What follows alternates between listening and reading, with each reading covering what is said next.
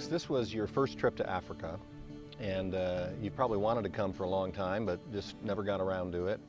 Tell me what was the most surprising to you about what the reality of Africa was, what you saw this week versus what you expected? Yeah, and I think the answer to that is almost contrasting because on one hand, I don't think I expected to see such unending poverty, unrelenting poverty.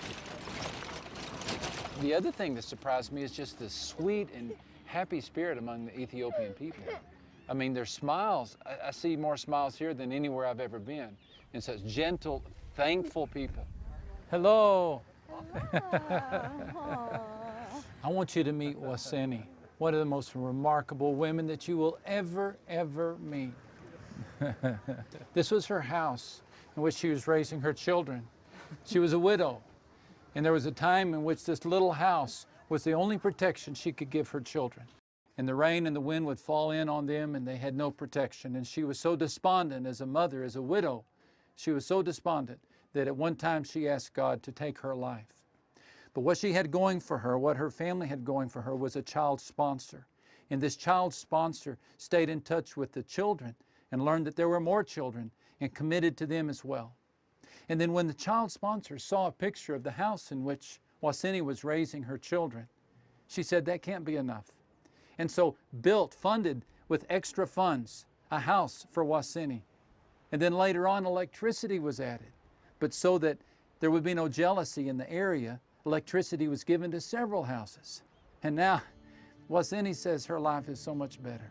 In fact, she says she's the happiest woman on earth. And she looks like it, doesn't she?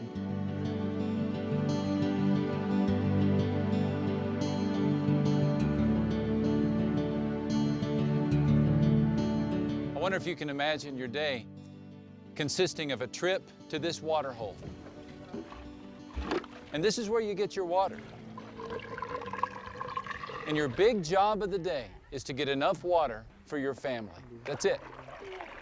The water is filthy, it's laden with parasites and amoeba and bacteria. I can't imagine drinking this water, but for some people, this is simply the only option they have. World Vision exists to solve problems like this, to help people like this have fresh water so that the focus of their day is not just getting water and they can turn their attention to education or caring for their family. World Vision plants outposts in remote areas like this, eastern Ethiopia, where these people can have access to fresh water. World Vision drills deep wells, creates irrigation systems that literally change these people's lives. You and I take for granted the water that we have every day. It's all around us. But this young man has never seen what we see. But Jesus loves this young man.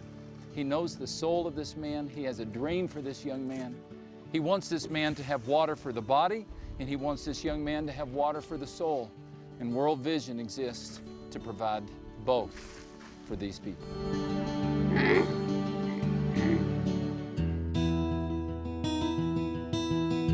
I decided to be a sponsor.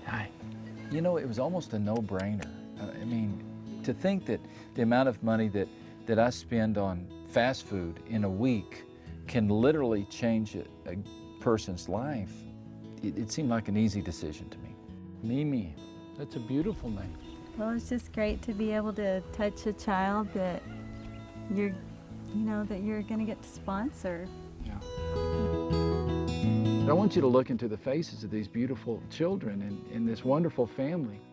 They deserve everything that we have. They deserve every opportunity to thrive physically, emotionally, and spiritually.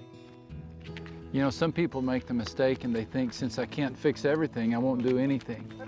But everybody can do something. Everybody can help a Mimi. There's not a person in the United States, there's not a person in the developed world who cannot help somebody like this. Bye-bye. Bye-bye. Do not make the mistake of thinking, since I can't do everything, I won't do anything. That's the big mistake. You can do something. And in God's plan, when all of us do something, then something wonderful starts to happen.